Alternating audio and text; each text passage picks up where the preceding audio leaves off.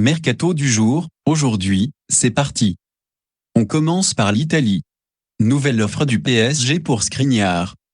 Selon les informations du Corriere della Sera, le PSG a augmenté son offre pour Milan Skriniar. Après une première proposition de 50 millions d'euros, le club parisien offrirait désormais 60 millions à l'Inter Milan. Pour rappel, le défenseur slovaque est sous contrat jusqu'en 2023 avec les Nerazzurri. Notre avis, 60 millions, c'est exactement la somme dont l'Inter a besoin pour renflouer ses caisses. Mais Skriniar, c'est le dernier joueur que le club milanais veut voir partir. Pogba, retour à la Juve imminent. Ce n'est probablement plus qu'une question de temps, mais Paul Pogba devrait bien faire son retour à la Juventus Turin.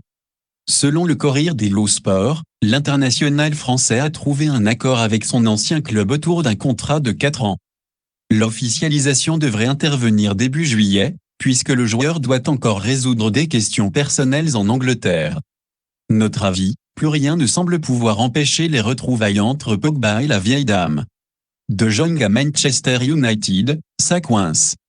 La volonté d'Eric Ten Hag de recruter Frenkie de Jong à Manchester United se heurte aux exigences élevées du FC Barcelone. Le club blaugrana exigerait une somme avoisinant les 100 millions d'euros pour son milieu néerlandais, qui avait brillé avec le nouvel entraîneur mancunien à l'Ajax. Un montant que les Reds Devils ne seraient pas disposés à débourser selon de Manchester Evening News. Les dirigeants de MU chercheraient ainsi déjà un plan B. Notre avis, une manière de contraindre Barcelone à revoir ses exigences à la baisse. Cela fait partie des négociations. Le Bayern officialise Gravenberch. Il ne manquait plus que l'officialisation, elle a fini par tomber. Le Bayern Munich annonce la signature d'Orian Gravenberch, milieu de terrain international néerlandais qui évoluait jusqu'ici à l'Ajax Amsterdam. Le club bavarois aurait déboursé 25 millions d'euros, bonus compris, pour le joueur de 20 ans qui s'est engagé jusqu'en 2027. Notre avis, superbe coup. Un joueur aussi prometteur à ce prix-là, c'est du grand art. Et avance sur Mané. Alors que les deux premières offres du Bayern ont été rejetées par Liverpool, les dirigeants munichois entendent bien faire signer Sadio Mané en le rendant plus vite.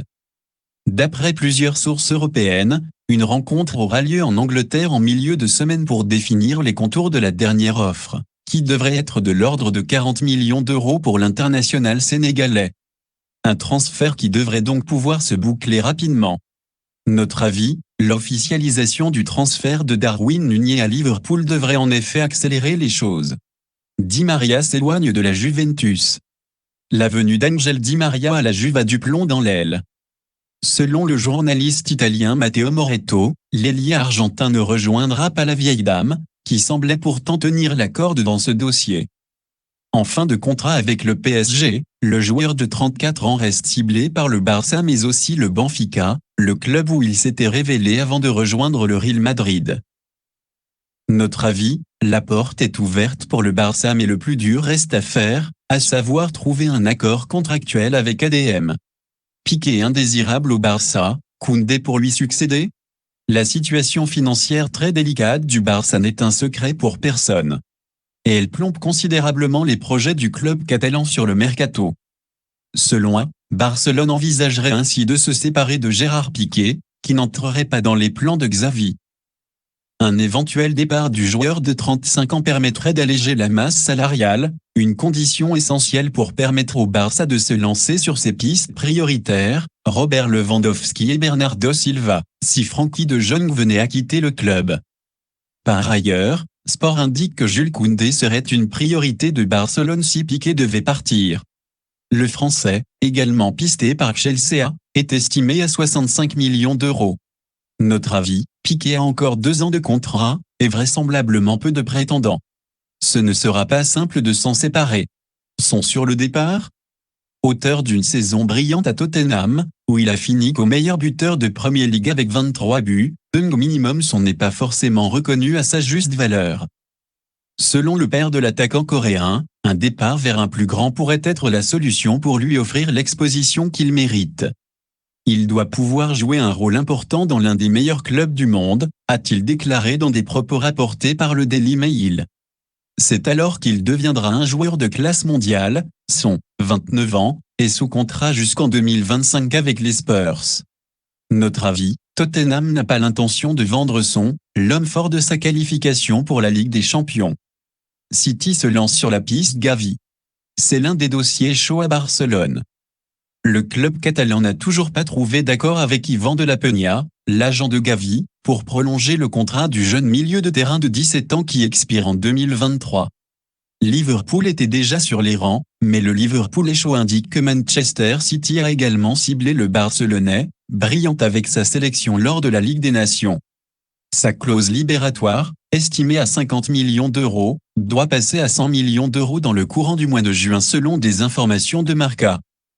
Notre avis, Gavi est attaché au Barça et l'augmentation de la clause devrait dissuader les prétendants.